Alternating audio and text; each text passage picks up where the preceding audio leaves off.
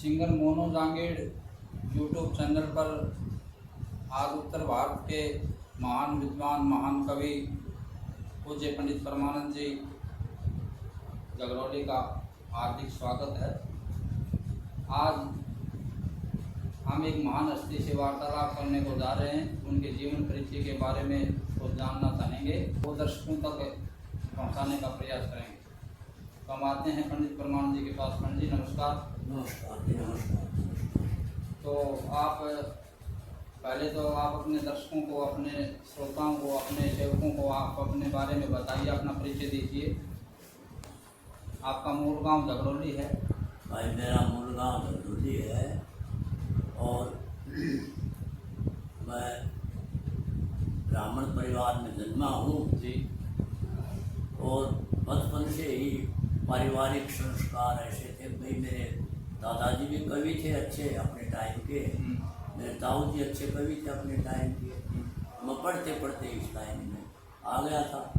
गायन शैली, कविता करना बचपन से मेरे गुरु जी ने, जब मैं बच्चा था चौथी पाँचवीं प्राइमरी में पढ़ता था तभी मैंने उनसे भाई ये कुछ कविता बनाने के कुछ नुक्ते होते हैं वो मैंने पहले का तात्पर्य गंधर्व विद्या आपको विरासत में मिली है। विरासत में मिली है, उनमें ही संसर्ग जी। तो बचपन से ही आपने शिक्षा कहाँ तक प्राप्त की? विद्या तो आपको विरासत में मिली। मैंने मैट्रिक का एग्जाम दिया था पर मैंने रिजल्ट भी नहीं देखा। कौन से सन में दिया था? मैंने दिया सन 76 में। अब 76 में मैं गाने लग गया। अच्छा, गाना मतलब किसी कवि के सानिध्य में रह सकते या अपना स्वयं अपने आप पार्टीबंद होकर के स्वतंत्र पार्टीबंद गायक कलाकार एक कवि के रूप में। कवि के रूप में यानी क्या? अपने जो पूर्वज थे अपने, उनकी कविताएं नहीं गई ना? उनकी कविताएं नहीं गाई। उनकी कविताएं केवल 2-4 कविताएं थी जो सामाजिक या चेतावनी आदि, कथा इतिहास हमने अपने बल पर ही गाए। जो नहीं, हमने आपसे सुना भी है और लोगों से भी सुना है। और कबीर पंडित जी को बहुत बना काव्य संग्रह मसाला जो है गंधर्व विद्या का वो बहुत है। अन्य कवियों के भी आपको कविताएं याद हैं? बाबा शंभुदास जी की, बख्तावर जी की, मोहसन जी की, छोटीराम जी की, शिवराज जी की, नंदलाल जी की, लालचंद राम जी की, ये कविताएं आपको कहाँ मिली? हाँ, ये बस मैंने संग्रह नहीं किया, लिपि नहीं की अपने पास, किसी से लिपि नहीं करवाई न मैंने की। आपको मैंने तो सुन के ही इधर उधर से सुन के मुझे समृद्धि हो जाती थी। मैं जरूरत होती तो उनको गा देता। नहीं, वो कविताएं आपने यानी कि सुन करके याद हो गया? सुन करके याद हो अपनी गई। समर्थी में? हाँ, समृद्धि में सुन करके याद हो गई। अच्छा, गंधर्व विद्या के साथ साथ आपने इस लाइन में, संगीत लाइन में आप जुड़े रहे, लगातार जुड़े रहे। कितने सालों से जुड़े रहे हो? बचपन से? 73 में लग गया था मैं। अच्छा, अब आप ही लगा लो, 48 साल करीब हो गए मेरे को। 48-49 साल हो गए। और कवियों में चर्चा भी होती है कि पंडित जी काव्य के पहलवान हैं और स्पोर्ट्स के भी पहलवान रहे हो आप। हाँ, मैं 52 किलो की वेट तक, स्टेट तक कुश्ती लड़ी मैंने। अच्छा। और वो मेरे पास सर्टिफिकेट वगैरह भी थे, पर ये छान के घर होते थे ना। जी जी। तो कबड्डी में भी मैं अच्छा प्लेयर था, खो खो का भी अच्छा प्लेयर था। कबड्डी में भी हम स्टेट लेवल तक गए थे महेंद्रगढ़ टीम में। और वो सारी सर्टिफिकेट वगैरह मेरे पास थी। स्टूडेंट लाइफ की भी, वो खेल की तरफ से भी, वो सारी की सारी छान के घर थे तो उसमें लगी हुई थी। एक तार से में लगा रखी थी मैंने। अच्छा। अटैच करके। वो एक भौचाल आया हुआ, छान उड़ गई तो वो बेरो ना हो कहाँ गए। वो डॉक्यूमेंट्स कई गए और कई ग्रंथ भी चले गए थे उसमें मेरे। हमारे प्राचीन दादा परदादा के टाइम के ले आए हुए, जो आज किसी कीमत पर वो ग्रंथ उपलब्ध ही नहीं है। धर्मशास्त्र जो थे वो उड़ गए। वो भी उड़ गए थे उसमें, उड़ने में। तो ये आपने जो संगीत में रहे हो, काव्य शैली में, अंदाजा लगभग कितनी कविताएं गा दी होंगी आपने? भाई कविताएं तो ऐसा है, हम आंसू कवि हैं, तत्काल गाने वाले हैं। तो अब एक रात में 20-30 रचना भी गाते हैं तो देख लो, हमने तो इतने लंबे चौड़े जीवन में गाई है तो कई लाखों का आंकड़ा पहुंचेगा। आंसू कवि प्रतियोगिता में मतलब जो है आंसू कविताएं आप करते हो, और आंसू काव्य का मतलब होता है कि जो श्रोता है वो आस कर ले, वो उसको परोस देना।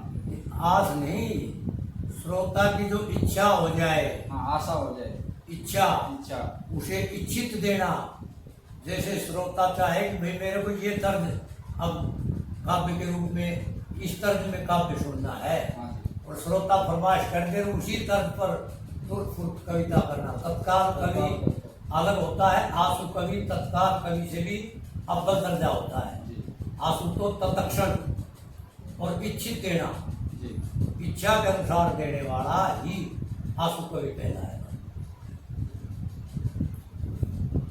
और इस कविता के साथ साथ आप खेती बाड़ी से भी जुड़े हो? हाँ, खेती बाड़ी, हम भाई जमींदार ब्राह्मण हैं, हमारा तो मूल व्यवसाय तो खेती बाड़ी का ही है। जी खेती बाड़ी करना, पशु पालना, पशुओं से, पेड़ पौधों से, वनस्पति से मेरा विशेष लगाव रहता है। जी जी आयुर्वेद में भी मैं इतना ही वो रखता हूँ, जी। आयुर्वेद के ग्रंथों का भी मैं अध्ययन करता रहता हूँ। किसी छोटे मोटे भाई रोग में, किसी की अड़चन में कोई औषधि वगैरह नुस्खा वगैरह बता देता हूँ, ठीक हो जाते हैं। नहीं, ये जैसे आप विप्रकुल में हो, तो विप्रकुल में जब करना, जब कराना, विद्या करना और बनाना, दान देना और लेना, ये हटकर्म है आपके। बिल्कुल। तो उसमें आपने जो पैतृक जो कर्म होते हैं ब्राह्मण के, यानी कि विद्या पढ़ाना, वो काम तो करते हो आप? विद्या पढ़ना पढ़ाना तो किया ही है। किया है, दान देना और देन दान न के। जैसे कि जो हमारे समाज में मानते हैं कि ये कर्म ब्राह्मण से करवाएंगे, कर्म कांड के विषय में आपके कर्म कांड का विषय हमने नहीं किया कभी। जो ब्राह्मण के, ये हमारा पैतृक ही नहीं था। हमारे गांव में पैतृकता के आधार से 12 गांव के जोशी हैं, रोताई का काम, पड़ताई का काम वही करते हैं, हम नहीं। हमारे यहाँ कितने भी, हमारे परिवार में 5-4 शास्त्री भी हुए हैं, जी पर उन्होंने भी ये पड़ताई का काम, ज्योतिष वगैरह का, कर्मकांड वगैरह का नहीं किया। कहने का तात्पर्य कि आपको अगर जो शास्त्री की जरूरत है तो दूसरे गांव से करवाते हैं। दूसरे गांव से नहीं, हमारे गांव में और है ना, यथायोग दक्षिणा उसी को देते हो? हाँ, पीढ़ी दर पीढ़ी जिनका जो करते आए हैं उन्हीं से करवाते हैं। और जैसे अपने गांव के अंदर किसी ने ये ठान दिया कि मैं ब्राह्मण को मीठा प्रसाद खिलाऊं, तो फिर वहाँ जाओगे तो आप? हाँ, वहाँ जाएंगे तो भाई ठीक है, और जा रहे हैं तो हम भी चले जाएंगे सामाजिक हिसाब से। सामाजिक हिसाब से। और ब्राह्मण करके कोई विशेष रूप से बुलाए तो भाई ठीक है, तेरी मर्जी है, पर वैसे मेरी ज़्यादा इस विषय में रुचि नहीं रहती। मजबूरन कोई ऐसे होते हैं जहाँ पे जाना पड़ता है, ये आपको कभी जाना ही पड़ेगा। तो हाँ, जो कोई यजमान ऐसा हाथ कर ले भाई आपको ही आना पड़ेगा, तो उसके हाथ से ले भी जाते हैं, भोजन प्रसाद भी करते हैं, जो दक्षिणा वगैरह वस्त्र वगैरह देते हैं, तो मैं स्वयं मेरे उपयोग से बाहर की हो या अधिक हो तो मैं बांट भी देता हूँ, गरीब गुरबे को भी देता हूँ। पंडित जी, हमने आपके बारे में सुना भी है और लोगों से भी सुना है, समाज में भी चलता है कि अनोखे कवि हैं पंडित जी। जंगलों में जाते हैं 5-5 कवि, 7-7 कवि, 10-10 कवियों में आपका कंपटीशन भी हुआ है कभी? खूब हुआ है। कितनी उम्र से हुआ है? मैं तो 16-17 साल की उम्र में था, तब से ही महान कवियों के दंगलों में मेरा रहा है परामर्श कवियों से। कौन से कवियों के साथ सत्संग रहा भाई आपका? शुरू से ही मेरा तो जो महान कवि आज वो दिव्य लोक में हैं, जी उन सम्राट कवियों के जो अपने दायरे होते थे, उनके भक्त होते थे, उनके कौन कौन से कवि थे मथानक और उनके वाक्य, उनकी रचनाएं समाज में छाप छोड़ती थी।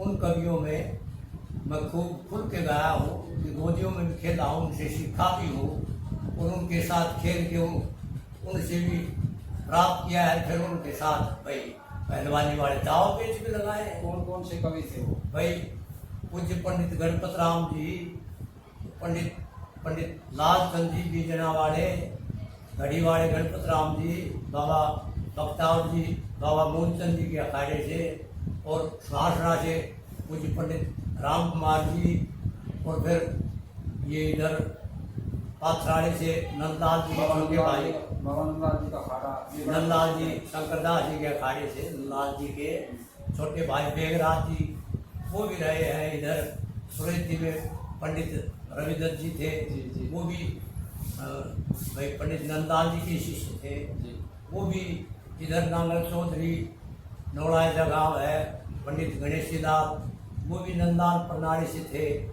वो इधर राजस्थान में हम दूर दराज जाते थे तो उधर नीमका थाना साइड में या पावटा शाहपुरा साइड में, जयपुर वाटी में बाबा बख्तावर जी की शिष्य परंपरा में आसामपुर के निवासी पंडित प्रभाती लाल जी थे। अच्छे कवि थे, विद्वान थे, बहुत रसीले गायक भी थे, और विद्वान तो मैंने उन जैसा कोई देखा नहीं। जी बाबा प्रभाती लाल जी, हाँ प्रभाती लाल जी आसामपुर वाले बड़े अच्छे वक्ता थे। अच्छा सत्संग रहा खूब उनसे खूब सत्संग रहा है मेरा। और इन सभी कवियों ने मेरे को शाबाशी भी दी, आशीर्वाद भी दिया, और जो इनके पास दाव पेश थे वो भी मेरे को सिखाए, मैंने इनसे सीखा भी। इन पर फिर इनसे सीख करके इनसे दाव पेश लड़ाए। जैसे आदरचंद गाना पंडित लालचंद जी राम, आदर्शन का मतलब जिसमें होठ ना भिड़े, होठ नहीं भिड़े, होठ में सुई लगा ली जाती है, दोनों होठों में, दोनों होठों के बीच में सुई, खड़ी सुई लगा ली जाती है। ऊपर का होठ ऊपर रहेगा, नीचे का नीचे, और फिर पूरी कविता सुनाओ तत्काल में, जिसमें होठों का सप्रश न हो। प्रश्न हो। हाँ पंडित जी आप ये बहुत अच्छा कहा कि अच्छा लोगों से आपका सत्संग रहा। एक बात और जानना चाहेंगे आपसे, हमने यूट्यूब पर भी सुना है, आपने कहा है कि और फिर एक विचित्र कवि और थे भाई जी, मेरे चाचा गुरु थे मनोहर लाल जी नालावास के, उनके सानिध्य में मैं कई दिन रहा। जी वो बहुत अच्छे कवि थे, जी उनसे भी मैंने सीखा, और उन्होंने भी मेरे को यही आशीर्वाद दिया भाई जाओ कहीं भी खेलो, कोई रोकने टोकने वाला है।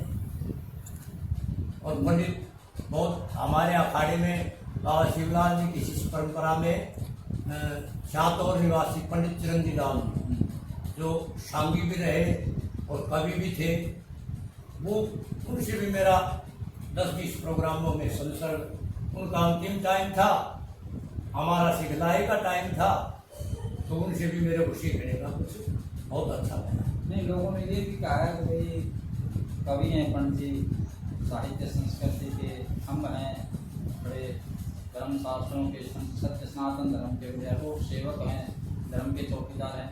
सांग विधा में भी आपने काम किया है? हाँ, 2-2.5 साल मैंने सांग विधा भी की। अच्छा, तो सांग विधा में तो ऐसा है कि भाई नृत्य करने के लिए जैसे रानी का रोल करने के लिए रानी का पात्र, हाँ उसमें पात्र अलग अलग होते हैं, अलग अलग पात्र होते हैं। रानी की पात्रता निभाने के लिए कौन थे आपके पास ये कलाकार? ये दादरी, शायद अब तो डिस्ट्रिक्ट दादरी में होगा, और रुद्रोल गाँव है। अच्छा, रुद्रमाई के पास, रुद्रोल का है, काश्मीर नायकों का लड़का जी, अच्छा गाने वाला है, और 5-7 इतिहास मेरे याद कर लिए थे। जी, उसने तो याद कर लिया। आप फिर जो दंगों में भी हमने सुना है आप 2 तस्वीर गाने गाते हो। हाँ, 2 तस्वीर हमारे अखाड़े में बाबा शिवलाल जी की शिष्य परंपरा में ही पंडित साधुराम जी हुए नारेड़ा के जी। नहर रोड के पास। जी जी। और उनके शिष्य थे मेरे पूज्य चाचा गुरु थे वो मेरे, पंडित ज्ञानचंद जी। आकर दो पापा रोड के पास ही गाँव है उनका। वो पुराने टाइम से काम करते थे, सांगी थे वो। तो उनने और मैंने आमने सामने खूब कवि सम्मेलनों में आमने सामने 2 सस्मी कविता तत्काल आई। उनसे फिर ये परिपाटी चल गई। फिर तो और कवियों ने भी हमने आपस में गाया है भाई, बाल मुकुंद भी, इधर ये दुलीचंद भी, सीताराम भी, पंडित मोजीराम भी, ये सब राजस्थान के जो है ना कवि, ये भी हमारे साथ गाए हैं। अब ये राधे श्याम गंधर्व है, उसने मैंने भी कई जगह 2 चश्मे तत्काल में गाए हैं। तो 2 चश्मे तत्काल में जितने भी आपने बताए गाने वाले आपके समकक्ष कवि, उनमें से ज़्यादा आनंद आपको कौन से कवि के साथ आया? भाई सबसे ज़्यादा बस 2 के साथ ही आया, क्यों इसमें विषय को समझ के रखना जी, बहुत जी। जरूरी होता है कवि के लिए। मतलब एक एक को पात्र बनना पड़ता है, तो अपनी पात्रता का विषय जो का त्यों रखे, उस विषय में काव्य के हर भाव को दर्शाए। हाँ, उस विषय में ज़्यादा माहिर थे पंडित ज्ञानचंद जी। और जो आपके चाचा जी थे वो चाचा गुरु थे वो। और फिर दूसरे ये पूज्य शास्त्री जी बिहारी लाल जी भागुर निवासी जी, जो शाहपुरा के पास जिला जयपुर में उनका नाम है। गाँव अच्छे विद्वान हैं। अब तो वृद्ध हो गए, बुजुर्ग हैं, नहीं तो उनसे भी मेरा आमने सामने गाय जो गायकी होती थी ना, तो हमें मजा आता। आनंद की 3-3, 4-4, 5-5, 6-6 अनुप्रास लेके आना तत्काल में। तत्काल में। और पब्लिक जो भी तरफ हाँ, पब्लिक जो चाहती वही। पंडित जी एक बात और बताइए आप, हमने सुना कभी तो कभी कई लोग उस बात पे टिप्पणी भी करते हैं, प्रमाण भी मांगते हैं कि भाई पंडित परमानंद जी ने ये बात बोला कि मैं आपको मेरी कविता जो है, मैं चैलेंज की कविता की है, कोई त्रुटि हो मुझे समझाओ, मैं मान लूँगा, पर मैं वो कविता करता हूँ कि किसी कवि ने उस बिंदु को नहीं छुआ। अब ये तो अनुभव है, अनुभव कोई बाउंड्री थोड़ी अनुभव की। अनुभव बाउंड नहीं होता कभी भी। फिर वो अनुभव में कोई म्याद नहीं, सीमा नहीं है, असीमित है अनुभव। पहले वालों ने जो अनुभव किया वो उन्होंने लिख दिया अपना, किसी ने ग्रंथ में लिख दिया, किसी ने काव्य के रूप से दे दिया, किसी ने वैसे कह दिया, बता दिया। हमने भी अपने अनुभव से जो पाया, जो देखा, अभी यहाँ तक तो देख के यहाँ तक जानने वाले जान गए, इससे आगे भी कहीं निकल के देखें तो बाउंड्री से बाहर निकलने के बाद अनुभव होगा कि क्या कुछ और बाकी है। तो जो बाकी है उसको छूना, उसको देखना, उसको जानना, ये सबकी चेतना शक्ति में नहीं होता। तो जिसने जो जाना है, जो अनुभूत किया है, वो दावे से कह देगा कि मैं ये कह रहा हूँ, ये मेरा सौदा है, मैंने अनुभूत किया है। क्या जी, वो न किसी का कहा हुआ होगा, न किसी ग्रंथ में होगा, न किसी पंथ में होगा, न किसी मत में होगा। जी, क्यों प्रकृति सीखो तो प्रकृति नए कमाल सिखावत है। जी, मात पिता और गुरु मित्र की ढाल सिखावत है। प्रकृति का कण कण हमें कुछ न कुछ सिखा रहा है, जीव जंतु भी सिखा रहे हैं।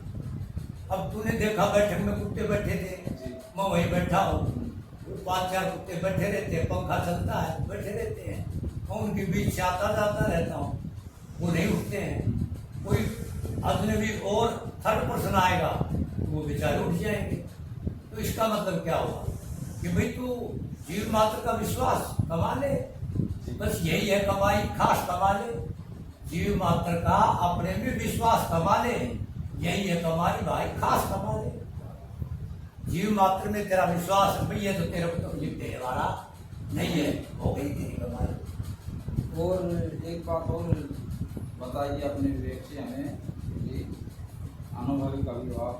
जैसे कि हमारे पूज्य कवि हुए पूर्वज बाबा लक्ष्मीचंद जी, बाबा मांगेराम जी। जैसे बाबा लक्ष्मीचंद को सूर्य कवि की उपाधि है, वो किस प्रकार से? भाई गलत दे रखी वो, ठीक है अपने आप किसी ने दे दी होगी।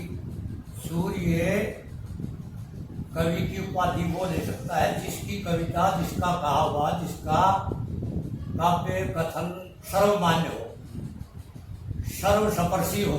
जी। अब लक्ष्मीचंद जी की कविता ना आप मुसलमान ने सुना होगा, जो भारत की दुकान पर जाए।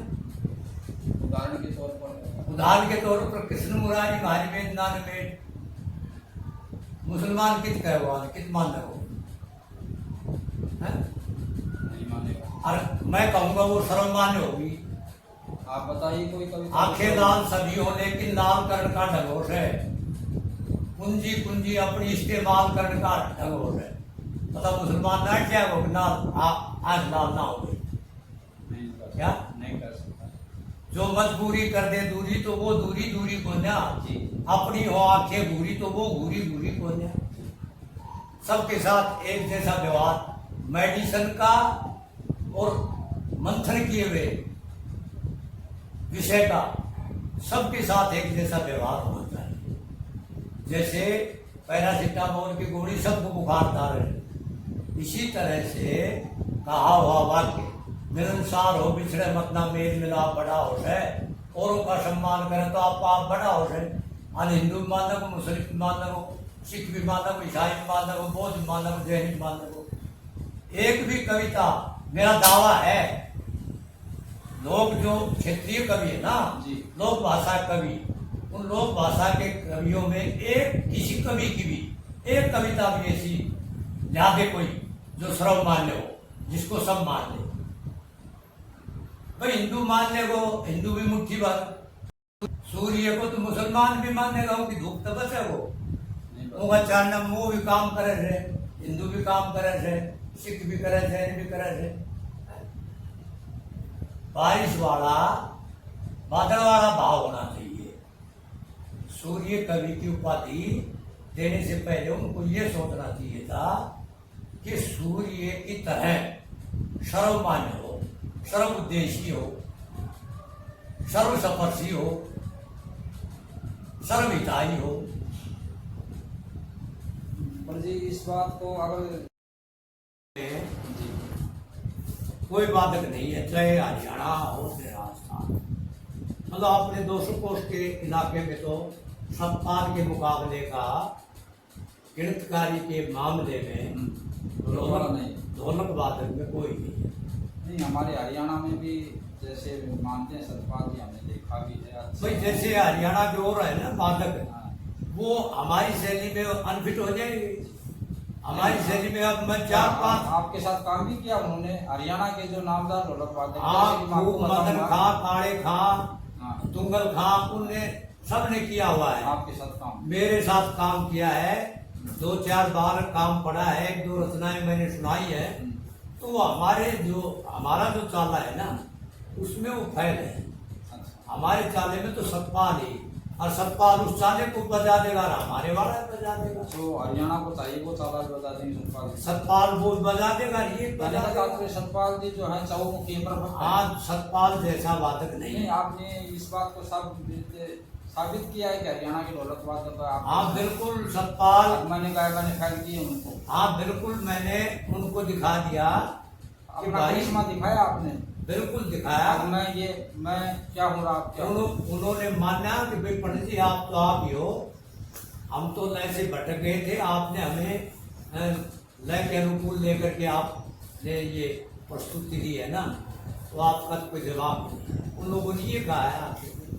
पंडित जी अब बातें जो होती हैं वो चलती रहती हैं। अब समाज में संगीत में चर्चाएँ चलती रहती है। पंडित जी के पास जो सजिंदे हैं वो बड़े टॉप है।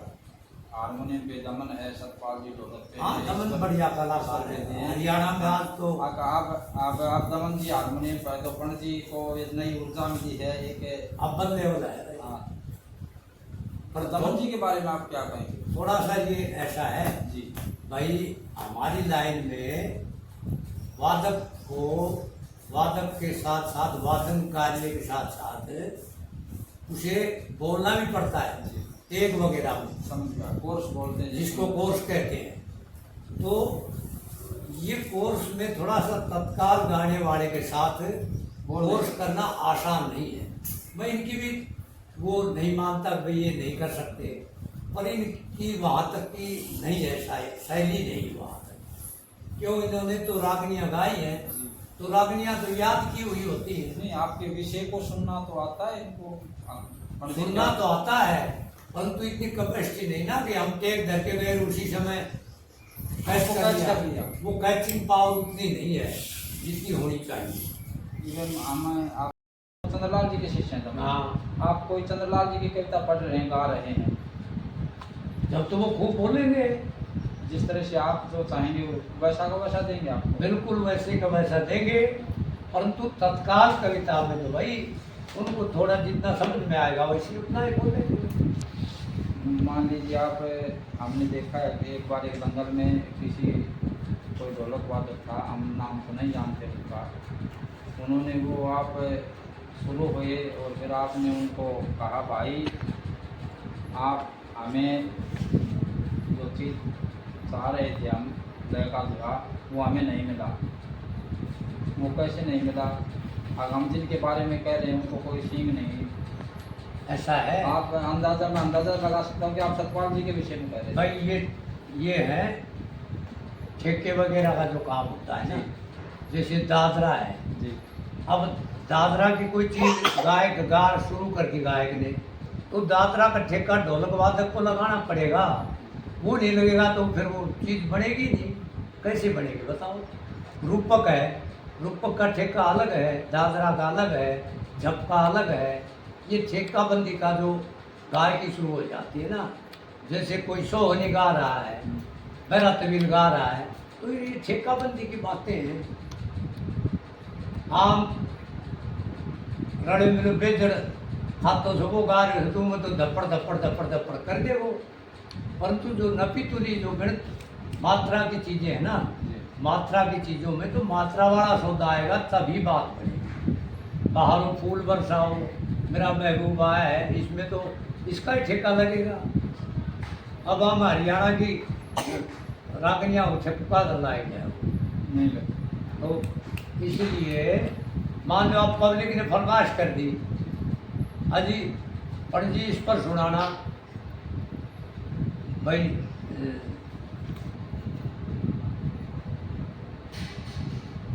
कोई ठेकाबंदी की हो, कोई भी XYZ, हाँ, और उस पर सुनाने के लिए हारमोनियम वादक ने बजा दी और ढोलक वादक उस ठेके को नहीं बजा सका, तो फिर कैसे गाई जाएगी? तो हमें तो ढोलक वादक भी वही चाहिएगा ना, जो उस ठेकाबंदी से उस चीज़ को जो का त्यों उतार दे, तब हम गा सकेंगे।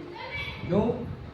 पहले गाने से पहले, श्रोता से पहले, श्रोता को जो आनंद आता है ना श्रवण से, उससे ज़्यादा हमें आनंद आता है, हमें नशा होता है गाने का। हम तो गाने के नशे से गाए हैं और जीवन में तो कोई नशा किया ही नहीं। सादा तम्बाकू ये कोई नशा नहीं है, ये नशा है। तो इसके सिवा कोई नशा नहीं किया, हमें तो गाने का नशा है भाई। अच्छा पंडित जी, आप इतने क्षेत्र में प्रतिष्ठित व्यक्ति, उत्तर भारत में नाम आपका कीर्ति है, यश है, आप अच्छे आपने शिक्षा प्राप्त की, पढ़े भी, पोस्ट के भी थे आप, तो नौकरी की तरफ आपका ध्यान भाई नौकरी की तरफ आपने की नहीं? वैसे तो मैं 3 नौकरी लगा हूँ, जी। सरकारी नौकरी लगा हूँ 3, और ज्वाइन कर करके कोई 2 महीना करी, कोई 3 महीना करी, कोई 1.5 महीना करी, फिर मैंने छोड़ दी। कौन कौन सी नौकरी? और मैंने इरिगेशन विभाग में नहर जब ये जी जी आई थी उसी समय बेलदार लग गया था मैं, जी और हेल्थ विभाग में मैं लगा। जी। हेल्थ विभाग में मैं दो बार लगा। हरियाणा ये जो अपने है ना ये जन संपर्क विभाग, जी। इसमें भी लगा, लोक संपर्क विभाग, और जन स्वास्थ्य में भी लगा मैं।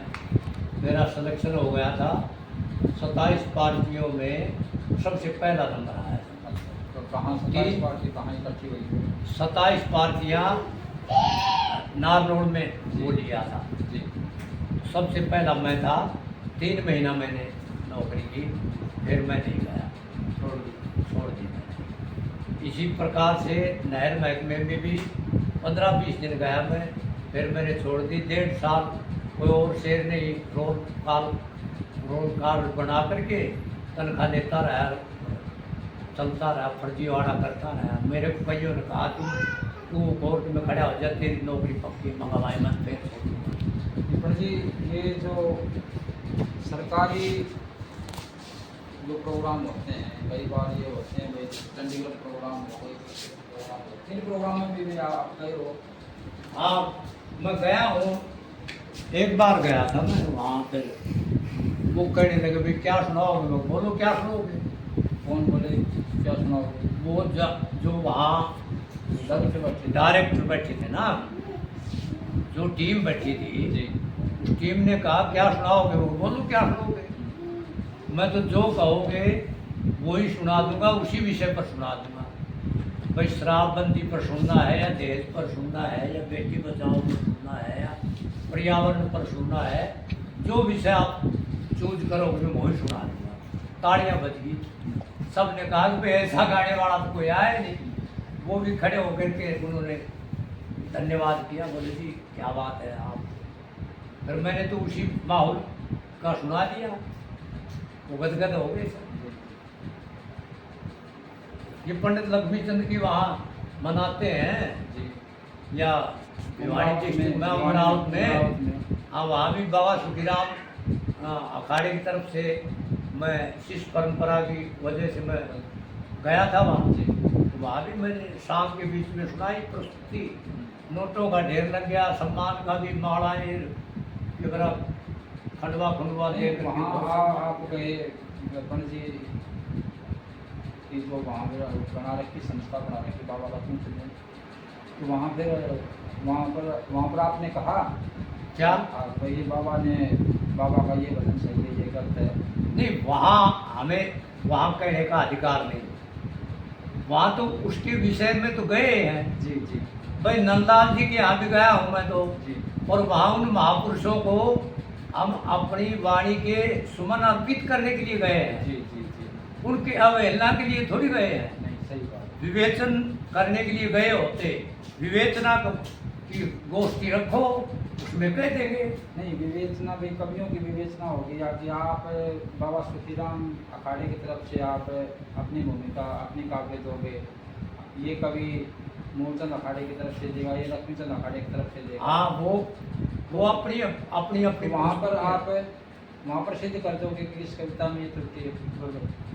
हाँ, कोई ऐसा मंच रखा जाए ना जी भाई, कोई भी मंच। किसी भी कवि की कविता को विवेचना की कसौटी पर परखने के लिए मंच है, तो इसमें अपने विचार रखो, वहाँ रख देंगे। नहीं, आप ये जैसे कि बाबा लक्ष्मीचंद की वो वहाँ पर गाय बोला लिए, हाँ भाई वहाँ पर गढ़वों पर जो गाने वाले हैं वो गायक भी आते हैं, हाँ, सब यहाँ। क्या वो ठीक आते हैं या गलत अपने विचार से बाबा नहीं। लक्ष्मीचंद की शैली को मानते देखो हैं? ऐसा है, हम्म, लक्ष्मीचंद की शैली को मानने वाले हो चाहे न मानने वाले हो, ये गढ़वा वाला राग तो अब चला है और दिन से। पहले गढ़वा कोई साज थोड़ी है, साज तो हमारे साजों में तो गढ़वे का कोई मतलब ही नहीं है। आपके साथ भी काफी कंपटीशन हुआ है इनका गढ़वा वालों का? गढ़वा वालों का हुआ है, कौन कौन से? तो गढ़वा वालों का 2-4 जगह हुआ है। बस वैसे आपने लोकल प्रोग्रामों में जैसे हाँ, किसी के यहाँ कोई कार्यक्रम में वो भी फंक्शन वगैरह में, किसी के देशोटन में, किसी के भाई ब्याह शादी के कार्यक्रम में, क्या कहीं मेड़ो ठेड़ो में ऐसे हुए हैं, तो वहाँ ये हमारे आगे थोड़ी रुक हो सके। कौन कौन से गायक मिले आपको? भाई मेरे को तो राजेंद्र मिला कर किया, जी ये कपूरी गांव है राजपूतों का, वहाँ वो बस वो एक पहली रचना में ही वो तो हाथ खड़े हो करके वो चुपचाप घड़वा पर से तार के बढ़िया बैठे बोले कली भरा मैं कली भरा वो भर लो भाई। जब ये तरफ चली थी कौन सी तरह? चूड़ी में जान देगी कंगन में जान देगा, तो मैंने इस पर सुना दी बस। फिर वो भरो भाई कली तो क्या भरना था, वो तो रागनियों को बनी हुई रागनियों को काट छांट के तर्ज में घूसते हैं, तर्ज में रागनी को घुसेड़ना। और हम उस कवि की कविता को अभ्रंश करने का हाँ मतलब कवि की कविता का अभ्रंश करना, कटपीसन करना। कटपीस का मतलब टुकड़े टुकड़े करना, इसीलिए उनका नाम कंपटीशन है। कंपटीशन थोड़ी है वो, कटपीसन है वो तो। अब पीस काट काट के भाई हैं, तो वो हमारे साथ नहीं रुक सकते, हमारे सामने नहीं रुक सकते, डर सकते। क्यों? उनका और हमारा तो जमीन आसमान का अंतर है। ठीक है वो किसी के राग नहीं गा देंगे भाई, हमारा तो आधार हमारी मार्ग हमारी शैली अलग है, हमारे लोग कहाँ मिलते हैं बताओ। नहीं ऐसा भी है पंडित, बात आपकी सही है कि आप तो विषम कविता बनाते हो, गाते हो, तत्काल गाते हो। भाई ऐसा भी हुआ कहीं कि आपको कोई कि वो क्षेत्रवाद का वो बाहर सहना पड़ा हो? क्षेत्रवाद का तो यूँ तो जैसे कि इधर के जो हरियाणा के जो गायक हैं वो अपने क्षेत्र को इधर दक्षिणी हरियाणा को बागड़ो बोलते हैं। नहीं, हम तो उधर भी गए हैं तो प्रोग्राम भी टूरे हैं हमारे। अच्छा, ज़्यादा तो हमारी जो अपनी अपनी शैलियों को सुनने के श्रोता होते हैं, जी जी तो हमारी जो शैली है ना, जी, इसके श्रोता दक्षिणी हरियाणा में, फिर ये उत्तरी राजस्थान, इसमें ज़्यादा रहे हैं। और इसी में हमारा कार्य क्षेत्र रहा है, ये क्षेत्र यही रहा हमारा। मान लीजिए पंडित जी, अगर आपको कोई समिति ये कहे कि भाई इसको आप जैसे सिद्ध करें कि सूर्य के नहीं है पंडित जी, तो आप सिद्ध कर दोगे प्रमाण सहित? तो ये सिद्ध है, एक भी कविता ला के दिखा दे, मैं किसी मुस्लिम से सुनाऊंगा, वो मान लेगा तो मैं मान जाऊंगा। भाई दूसरे समुदाय वाला कोई मानेगा ही नहीं उसको, फिर कैसे सूर्य कवि हो गया वो। और मैं मेरी कविता ऐसी 50 दूंगा, जो किसी से भी कहा दे कह दे कोई तो मैं नहीं मानूंगा, मानना पड़ेगा। वो सर्वमान्य है, सर्वमान्य है मेरी कविताएं, मैं दावे से कहता हूँ। और मैं तो चैनल दे करके कह देता हूँ, स्टेज पर ही कह देता हूँ जी। मेरी कविताएं होंगी वो सर्वमान्य होंगी, और ऐसी होंगी जो आज तक तुम्हारे पास कहीं से भी नहीं आई, वो बातें मेरे पास आए हैं और वही दूंगा मैं। अच्छा पंडित, धर्मशास्त्रों में आप जैसे कि हमारे धार्मिक पुस्तक ग्रंथ हैं, उनके माध्यम से आप कोई आदर्श सुनना चाहे, आपसे कथा विषय सुनना चाहे, तो आप अपनी मर्जी से गाते हैं या? ना पब्लिक, हम तो पब्लिक से पूछ लेते हैं, बोलो भाई क्या सुनना चाहते हो, क्या इच्छा है सुनने की। वो धर्मशास्त्र में महाभारत से, हाँ महाभारत हो, रामायण हो, भागवत हो, अपने और अन्य पौराणिक कोई पुराण हो? पौराणिक कोई ग्रंथ हैं, शिव पुराण है, विष्णु पुराण है, ब्रह्म पुराण है, मार्कंडेय पुराण है, जो भी पुराण पौराणिक जो विषय है उनमें कुछ भी सुनने की इच्छा हो तो बताओ। अच्छा पंडित जी, वही पूछ के हम श्रोताओं से पूछते हैं, फिर वो जो फरमाइश करते हैं वो शुरू कर देते हैं, हमको सुनाते हैं। ये आप इसलिए हमें ये ज्ञात ही नहीं कि हमने कितना सौदा गा दिया। ये आपका काव्य जीवन रहा। काव्य जीवन आपकी आयु अब फिलहाल? अब देख लो ना, मैं 57 का जन्म है, मैं हिंदुस्तान आज़ाद हिंदुस्तान से 10 साल छोटा हूँ। अच्छा अच्छा, आज़ाद हिंदुस्तान से 10 साल छोटा हूँ। आप स्वतंत्र भारत के भारतवासी हुए। हाँ बिल्कुल। जी पंडित जी, वो एक बात और जानना चाहेंगे आपसे, ये काव्य शैली ये आपको विरासत में मिली है। कुछ चीज़ें कवि को जो होता है, कवि जो होता है वो जन्म लेता है धरा पर, तो हमें ऐसा सुनने में मिला है कि कवि अपने काव्य से जनसाधारण को, हर जीव को कुछ प्रकृति को दे, प्रकृति से कवि लेता है तो प्रकृति को कुछ देना भी चाहिए।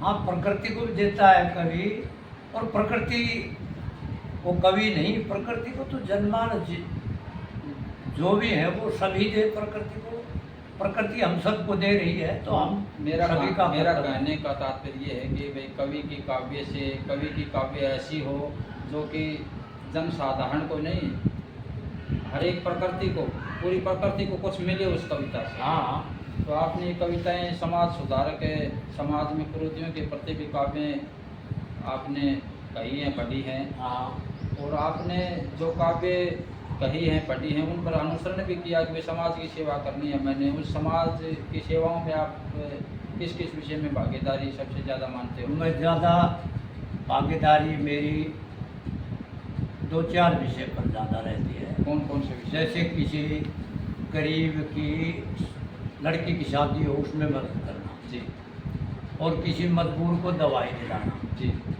किसी नंगे को कपड़ा देना जी और भूखे को भोजन देना, और टाइम बे टाइम जो आ जाए जिसके लिए कोई आवास न हो उसे आवास देना, ये परम कर्तव्य है, मेरा भी है। और मैं औरों से भी ये शिक्षा देता हूँ कि ये जीवन के मूल सूत्र हैं, इनको धारण करना चाहिए।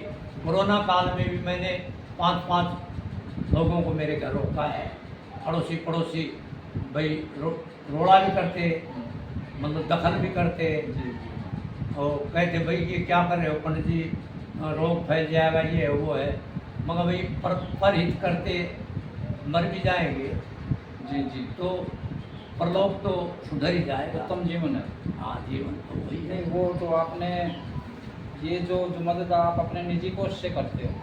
मैं मेरी तरफ से भी करता हूँ, जी। और और आपके जनसेवक के जो मिलने जुलने वाले हैं ना, जी उनसे भी कह करके मैं मदद ले लेता हूँ और उनकी मदद कर देता हूँ। जैसे मैंने भाई, मैं कोई लिस्ट तो बना करके रखता नहीं हूँ, मैं तो जो कर दिया वो कृष्णार्पण। जी जी और कई सैकड़ों बच्चियों की, गरीबों की बच्चियों की शादी में मैंने किसी के 50,000, किसी के 30,000, किसी के 40,000, किसी के 60-70 हज़ार भी, जो अगले का भाग मेरी तरफ से भी देता हूँ मैं, और मिलने वालों से, मित्र बंधु जो जितने सेवक उनकी तरफ से भी आप हाँ, उनसे भी इकट्ठा कर लेता हूँ, रख लेता हूँ। कन्यादान रूप मानिए आप। हाँ, कन्यादान, सहायता कन्यादान। तो महाराज आप बड़ा अच्छा जीवन व्यतीत किया आपने, कर रहे हैं, और अब खेती बाड़ी से भी आप अच्छे जुड़े हुए। जमींदारा कितना है आपके पास? जमींदारा हमारे पास, हम 2 भाई हैं जी। तो 14 किला जमीन है, घर का 14 एकड़? हाँ, अच्छा। घर का ट्यूबवेल है। अब पहले तो भाई, अच्छा, आपके बड़े भाई हैं वो भी संगीत से? हाँ, जुड़े हुए हैं संगीत से, वो भी हारमोनियम वादक हैं। अच्छा। और पहले भाई जब हाथ से काम होता था ना किसानी का, जी जैसे हल जोतना सब कुछ हाथ से होता था, तब तो मेरे भाई साहब मेरे साथ रहते नहीं थे। और जब से मशीनी युग आया है ना, तो भाई साहब भी मेरे साथ मैंने लगा लिया। तो मैं दूर दूर भाग के मैं 4-4, 5-5 साल में वो इकट्ठा करूं, तो कम से कम 1-2 तो 3 तो घर के हों। तो इसलिए मैंने सदा जीवन में 2 पेटी मास्टर रखे, एक मेरे भाई ने, एक और। अच्छा, आप भी वाद्य यंत्र कुछ बजाना जानते हैं? बस मैं तो खड़ताल पे गाया, खड़ताल से गाया है मैंने, सीखने की कोशिश नहीं की कभी भी। अच्छा, साजिंदे आपके साथ कौन कौन रहे? साजिंदे पहले तो भाई मेरे सिखलाई के टाइम में तो वो भाई सरंगी वादक भी था, गैली का रोशन, और एक उसका भाई ढोलक पर था मांगे, और एक नकारची था, और एक हारमोनियम वादक था। फिर उससे हट करके फिर धीरे धीरे मनोहर लाल नारी से, वो हारमोनियम पर रहा कई साल मेरे साथ। फिर ये खुडाना से सुंदर मास्टर प्यारेलाल का छोटा भाई, वो कई साल रहा मेरे पास।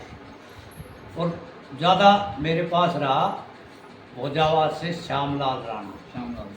श्यामलाल जैसा पेटी वादक मैंने, हारमोनियम वादक श्यामलाल जैसा मैंने कोई नहीं देखा। आंसू कवि के लिए तो वो एक प्रकार का टॉनिक था।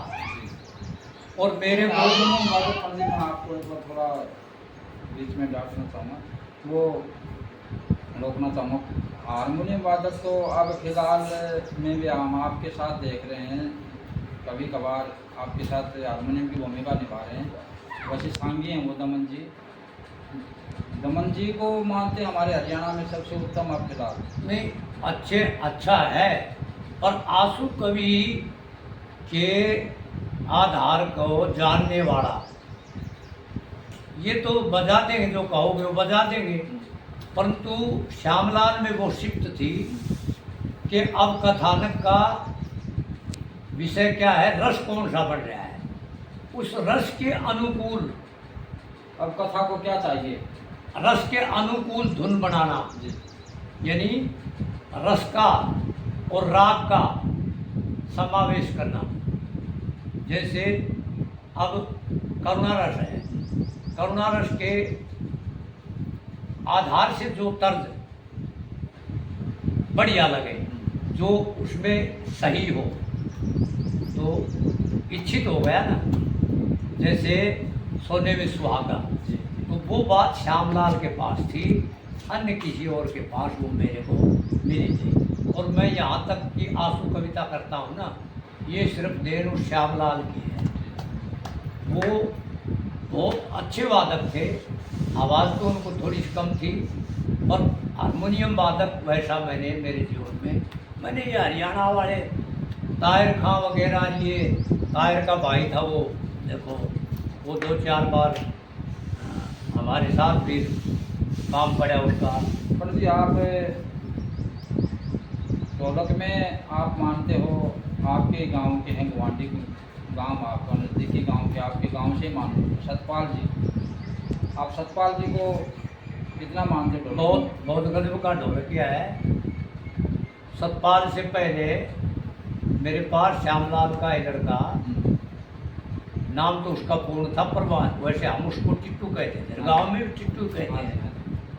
तो 18-20 साल तक वो बजा मेरे साथ, दोनों पिता पुत्र, जी बढ़िया जोड़ थी भाई। टिट्टू जैसा तो केयर टेकर, यानी केयरफुल साजिंदा मैंने नहीं देखा। और वो भी आइयो मोलोगे। हाँ, वो कोई असाध्य रोग उसको हो गया था, उसमें मैंने तो खूब मदद की, पर वही भगवान के नहीं, वो ठीक बात है। आप और उसके बाद आपका सेवक था, आपका पुत्र था वो था। उसके बाद 20-25 साल से ये सतपाल है मेरे पास। तो सतपाल के मुकाबले का गत कर्म में कोई वादक नहीं है, चाहे हरियाणा हो चाहे राजस्थान, मतलब अपने 200 कोस के इलाके में तो सतपाल के मुकाबले का गिरफ्तारी के मामले में ढोलक वादक में कोई नहीं। हमारे हरियाणा में भी जैसे मानते हैं सतपाल की, हमने देखा भी है भाई। जैसे हरियाणा के और है ना वादक, वो हमारी शैली में अनफिट हो जाएगी। हमारी शैली में अब मैं 4-5 आपके साथ काम भी किया उन्होंने, हरियाणा के जो नामदार ढोलक वादक, मदन खां, काले खां, तुंगल खां, उनने सब ने किया हुआ है आपके साथ काम, मेरे साथ काम किया है। 2-4 बार काम पड़ा है, 1-2 रचनाएं मैंने सुनाई है। तो हमारा जो चाला है ना, उसमें वो फैल है। हमारे चाले में तो सतपाल ही, और सतपाल उस चाले को बजा देगा और हमारे वाला बजा देगा। जो हरियाणा को चाहिए वो चाला भी बजा देंगे सतपाल। सतपाल वो बजा देगा, ये बजा देगा। सतपाल जी जो है चौमुखी है, आज सतपाल जैसा वादक नहीं। आपने इस बात को साबित किया है कि हरियाणा के ढोलक वादक। हाँ बिल्कुल, सतपाल मैंने गाया, मैंने फैल की है उनको। हाँ बिल्कुल, मैंने उनको दिखा दिया कि भाई दिखाया आपने, बिल्कुल दिखाया। मैं क्या हूँ, आप क्या? उन्होंने माना कि भाई पंडित जी आप तो आप ही हो, हम तो लय से भटक गए थे, आपने हमें लय के अनुकूल लेकर के आप ने ये प्रस्तुति दी है ना, तो आपका तो कोई जवाब नहीं। उन लोगों ने ये कहा है आखिर पंडित जी की बात कही कि भाई आप कहीं सत्संग करने चले गए और लोगों ने ये कोई विषय सुन लिया और 5 दिन के बाद फिर सत्संग आपका वहीं हो गया और फिर लोग वही कहें कि पंडित जी वही आदर्श सुनाओ, जैसे कि एक बार हमारे गांव में हुआ आपके साथ। हाँ, ऐसा कहीं हमारे गांव में आप गए, हमें याद है, आपने कहा बोलो मैं आपको कौन सा आदर्श सुनाऊँ, फिर लोगों ने कहा पंडित जी भाई भरतरी पिंगला सुनाओ हमें। आपने सुना दिया, 15 दिन के बाद आप फिर गए, उन्होंने कहा कि पंडित जी को भरतरी पिंगला सुनाओ, ये क्या कारण था? ये था भाई, ये केवल कहने के आंसू कवि है या असलियत में आंसू कवि है? क्यों आंसू कवि की कविता और तत्काल कवि की कविता जीवित नहीं रहती है। वो तो अब तो ये इंस्ट्रूमेंट चल गया, भाई रिकॉर्डिंग वगैरह हो जाती है। नहीं तो पहले हमने गा दिया और हमने बुला दिया उसको, दूसरे दिन कहा चाहिए वही गाओ तो अलग और ही आएगा शुक्ला, वो थोड़ी आएगा। तो इसलिए उन्होंने ये देखा कि भाई 15 दिन पहले गा गया था, वही रागनी, वही बातें, वही सौदा आएगा या और आएगा। तो अलग आया तो अब वो उनको यकीन हो गया कि वास्तव में भाई ये तो वो अलग ही सौदा आता है, रोजाना नहीं नित नया सौदा आता है। बहुत बहुत बढ़िया पंडित जी। तो ये आंसू कवि का, तत्काल कवि का, उससे ऐसे प्रश्न के प्रस्ताव हमारे यहाँ चलते हैं और वह दुकान थोड़ी चलेगी, यथार्थ तो सामने आके रहेगी भाई। अब ऐनी प्रश्न का कोई बना भी ले, फेर बदल कर भी ले, मेरी तो मैं हजारों तो ऐसे कार्यक्रमों में गया होगा, जैसे श्रद्धांजलि अपने हरि कीर्तन जिसको बोलते हैं, उनमें हजारों तो जिसके आज गया हूँ, चाहे वो बुजुर्ग भाई महिला थी या पुरुष था, उसी के नाम से उसी के जीवन का चरित्र चित्रण किया है, काव्य पाठ किया है। तो ऐनी प्रश्न का होता तो मैं एक ही रचना सुनाता सब जगह, सही बात, अलग अलग है सबकी। तो इससे भी प्रतीत होता है कि भाई हम बड़ी बड़ाई सिक्की सिखाई नहीं गाते। हाँ, तैयार किया है ना सौदा, वो जमाने को देने के लिए, समाज को देने के लिए, औरों के लिए, और उस पर आरूढ़ता और उसमें धारणा, उसमें डूब के रहना, इस विषय का सौदा मैंने संग्रह करके काव्य स्वरूप में एक किताब का भी मैं तैयारी कर रखी है। वो किताब तैयार हो जाएगी तो भाई समाज को वितरित कर दी जाएगी। और जो मैंने अनुभव किया है, तो अनुभूत की हुई बातें मैंने कविता के रूप में, दोहों के रूप में, और या अपने क्या है कुंडलियों के रूप में भी मैंने लिखी है, वो सब समाज को वितरित करेंगे। बहुत बहुत आभार पंडित जी आपका। भाई कवि का कर्तव्य है, संत का, मार्गदर्शक का, कवि का कर्तव्य है, जो कुछ उसने अपने जीवन में अनुभूत किया, प्राप्त किया, वो समाज को दे, यदि किया है तो। और जो औरों का किया, ग्रंथों से उठाया, इधर से उठाया, उधर से उठाया और फिर अपनी मोहर लगाई, ये मैं उसको यथार्थ नहीं मानता हूँ या उसका नहीं मानता हूँ। निजी सौदा तो वो होगा जो किसी ने छुआ नहीं हो, क्या भाई वो यथार्थ में लेके आए जो किसी ने छुआ न हो। जैसे बांटने का सामान नहीं बांटे तो सोचो क्या हो, और ऐसा दानी दान नहीं बांटे तो सोचो क्या हो। मैंने वृक्ष का उदाहरण दे रखा है, पहाड़ का दे रखा है, हवा का दे रखा है, दूध का दे रखा है, आगे चल करके पृथ्वी सूर्य का दे रखा है। अगर उजाला भान नहीं बांटे तो सोचो क्या हो। जी जी, और ये धरती खाद्यान्न नहीं बांटता तो सोचो क्या हो। क्या बात। हम थोड़ा बहुत कुछ किसी की मदद करके बांट के, और मैंने बहुत कुछ कर दिया मैंने, मेरे जैसा तो कोई नहीं है। अरे देने वाले हैं जो बांटते हैं, वो तो कहते ही नहीं, वो निरंतर लगे हुए हैं। पृथ्वी खाद्यान्न नहीं बांटे तो सोचो क्या हो, प्रलय हो जाएगी। भानु उजाला नहीं बांटेगा तो सोचो क्या हो, प्रलय हो जाएगी। अगर फूल मुस्कान नहीं बांटे तो सोचो क्या हो, वनस्पति लुप्त हो जाएगी वो क्या। ठीक बात। तो ये समाज को देने की चीज़ है और ये सर्वमान्य चीज़ें हैं। इसको हिंदू भी मानेगा, मोहम्मदन भी मानेगा, हर कोई मानेगा। गांठ अगर खोलनिया हो तो खुलती हुई चली जा से, और सत्य अगर बोलनिया हो तो खुलती हुई चली जा से। बहुत बहुत आभार पंडित जी आपका। मेरी एक एक रचनाएं ऐसी हैं जो पढ़ेगा, जो उस पर मनन करेगा, अमल करेगा, तो अपने आप में बदलाव महसूस करेगा कि हाँ कुछ है। जैसे मेडिसिन को लेने के बाद ये होता हाँ भाई कुछ है तो सही। इसी तरह अनुभूत की हुई जो धारणाएं हैं, जो क्रियाएं हैं, जो मतलब युक्तियां हैं, उनसे प्रभाव न पड़े तो फिर ये समझो वो अनुभूत असल नहीं है।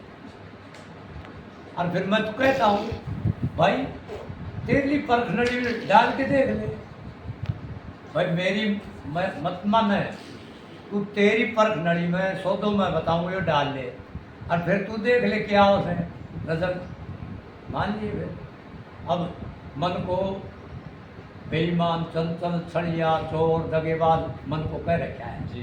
भाई। जब तक हमने अनुभूत नहीं किया था हमने भी उनके गैर गैर मन की खूब बुराई करी है, और फिर अनुभूत किया कि भाई मन कुछ है क्या, तो पाया कि मन कुछ नहीं है, मन तो एक वाहक है भाई। डाक क्यों अपना घर तक मुनि आर्डर थोड़ी देश है, अगर कोई भेजनी ना भेजे तो डाक क्यों कान मुनि आर्डर दिया हो, नहीं देश का। तो वाहक है मन। तो शरीर में चित्त है सबसे प्रबल। चित्त यदि चिंतन नहीं करेगा तो चिंतन के बिना चर्या नहीं होगी। यानी कोई भी कार्य शैली, चर्या समझते हो ना जी। जैसे दिनचर्या बिल्कुल। क्या, तो चिंतन नहीं होगा तो चर्या नहीं होगी। और चिंतन कौन करता है? चित्त। और शरीर में चित्त ही चेतन है और सब जड़ है। जब मन तो जड़ है, अब करेगा क्या जड़? भाई आप बैठक में मर्डर करो और बैठ जाओ, बैठक में थोड़ी कहीं मैं ना बैठ दूँ, कुत्तो बिल्ली आके बैठ जाओ, चाहे कोई साधु संत तपस्वी क्या किया, कोई व्रती आके बैठ जाओ, बैठक तो नहीं ना कह भाई हूँ तो चाह के मैं कोई ना और हूँ तो बैठक मैं कह कोई ना, क्यों? ये तो निर्जीव है बेचारे। तो इसी तरह से मन तो वाहक है। चित्त जो सौदा तैयार करता है वो संकल्प, यानी कल्पना कोई और कर रहा है, संग उसको पाबंद कर रहा है मन को कि तू मेरे साथ लग, और फिर उन्हें वो मन ने पकड़ा दे चित्त। और चित्त विकल्प विक्री कर दे, जैसे क्रय और विक्रय। भाई तने 100 बोरी चीनी खरीदी और 100 की 100 आगे कंजूमरा बांट दी, फिर मेरा पर को जा भाई हरी सिंह 5 किलो चीनी दे, तूने कहा पंडित जी दाना ही बोलिया 5 किलो तो 500 ग्राम ही बोलिया। मैंने कहा यार झूठ है, सैकड़ा बोरी थी भाई थी, तो गलती तेरी कि मेरी? गलती तो मेरी है। मैं बिना सोचे समझे, बिना उनको विवेचन करे बिना ही तेरे पर लाल फिरो, क्यों? तेरे कन पैक आई थी, पैक ही गई तो कितने में लगी थी? ठीक बात। इसी तरह मन न भला है न बुरा है, न अच्छा है न पापी है न धर्मात्मा है। मन तो वाहक है। मन कने तो जो सौदा और है वो आगे भेज दे है, बुद्धि कने भेज दे है, बुद्धि अहंकार कने भेज दे है, अहंकार इंद्रियों को ऑन ऑफ कर देता है। आँखों को कहता करो, आँखों को कहता देखो, कानों को कहता सुनो, सबका ऑन ऑफ कर देता है अहंकार। जी आपसे मिलकर के बड़ी खुशी, आपका बहुत बहुत आभार। फिर अनुभूत करने के बाद हमने फिर बदल दिया नजरिया में, भाई मार मत मन हर्षित कर, कुछ घना करने की जरूरत ना। और नहीं, ये खूब चर्चित हो रहा है ये रचना, तो थोड़ा थोड़ा परित कर कुछ बना करने का हमने सुना है। अरे विदेशों से भी डोनेशन आया इस पर में, इस रचना को विदेशों में भी लोगों ने सुना है ना, तो वहाँ से भी डोनेशन दिया है। पंडित जी महाराज गुरुदेव जो कि कि आपने ठीक है। सिंगर मनोज आमिर चैनल पर अपना इतना कीमती समय दिया, जो कि और इस चैनल का भी बहुत बहुत आभार है, ठीक है, ठीक है। क्योंकि एक महान विद्वान उत्तर भारत के प्रसिद्ध आशु कवि पंडित परमानंद जी से मिलकर के उनके विषय में, उनकी जीवनी के विषय में, उनके सेवकों तक ऐसी चर्चाएं देश विदेशों तक पहुंचाने का कार्य किया। सिंगर मनोज आमिर चैनल का बहुत बहुत आभार। जय श्री राम। राम राम राम राम।